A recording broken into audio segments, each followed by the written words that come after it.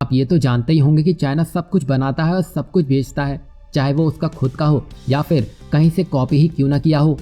आज के वक्त में दुनिया की मार्केट के अंदर तक चीन ही घुसा हुआ है, तभी तो दुनिया की ग्लोबल सप्लाई चेन में अभी भी चीन का ही दबदबा है। तभी तो भारत से लेकर दुनिया के कई देश चीन का तोड़ अभी तक नहीं निकाल सके हैं। और चीन ने सब बड़ी कंपनियों को ऐसी सहूलियत दी है कि बड़ी बड़ी कंपनियों का आज भी ठिकाना चीन ही है। पर अब भारत के बड़े फैसले और मजबूत इरादों ने चीन को उसके ही गढ़ में कमजोर करने का खाका तैयार कर लिया है। दरअसल भारत सरकार के आर्थिक सलाहकारों ने देश में बड़े पैमाने पर रोजगार सृजन करने के लिए मेक इन इंडिया के साथ ही असेंबल इन इंडिया का सुझाव दिया था, और इससे वैश्विक सप्लाई चेन में भी भारत की अहमियत बढ़ेगी। तभी इसी को लेकर भारत सरकार ने इस वर्ष मई जून में कंपनियों को लेकर इंसेंटिव स्कीम लॉन्च की थी।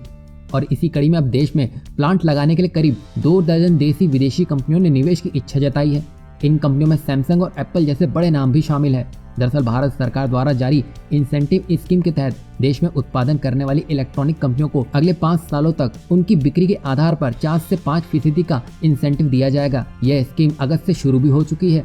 अब इसी कड़ी में भारत की इन स्कीम से प्रभावित होकर भारत की बड़ी कंपनी ओला देश में दुनिया का सबसे बड़ा इलेक्ट्रॉनिक स्कूटर मैन्युफैक्चरिंग प्लांट स्थापित करने का फैसला किया है। और आने वाले भविष्य में इलेक्ट्रिक स्कूटर, इलेक्ट्रिक कार का ही बोलबाला होने वाला है। और इस इलेक्ट्रिक व्हीकल मार्केट में चीन का अच्छा खासा नाम है, क्योंकि ये फ्यूचरिस्टिक मार्केट है। और अब इस मार्केट में भारत भी एंट्री करने जा रहा है, जिससे चीन को धक्का लगना तय माना जा रहा है। और इसी कड़ी में टैक्सी सेवा देने वाली भारत की कंपनी ओला तमिलनाडु में 2400 करोड़ रुपए के निवेश से दुनिया का सबसे बड़ा और भारत में पहला ई स्कूटर कारखाना लगाएगी। कंपनी ने सोमवार को कहा है कि उन्होंने इस बारे में तमिलनाडु सरकार के साथ करार भी किया है।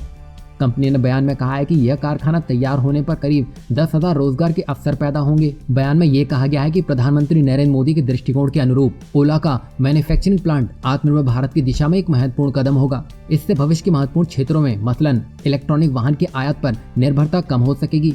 साथ ही इससे स्थानीय विनिर्माण को भी प्रोत्साहन मिलेगा और देश की तकनीकी विशेषज्ञता को भी बेहतर करने में मदद मिलेगी। बयान में ये कहा गया है कि ये मैन्युफैक्चरिंग प्लांट भारत के साथ अन्य बाजारों मसलन यूरोप, एशिया, लैटिन अमेरिका और अन्य देशों की मांग पूरा करेगा। कंपनी अपने ई स्कूटर की पहली श्रृंखला आगामी महीने में पेश करने की तैयारी कर रही है। और कंपनी ने आगे ये भी कहा है कि ये नया मैन्युफैक्चरिंग प्लांट 1 साल में परिचालन में भी आ जाएगा। अब इससे ये तो साबित हो गया है कि अब भारत चीन की मार्केट में घुसकर उसको उसी की भाषा में जवाब देगा।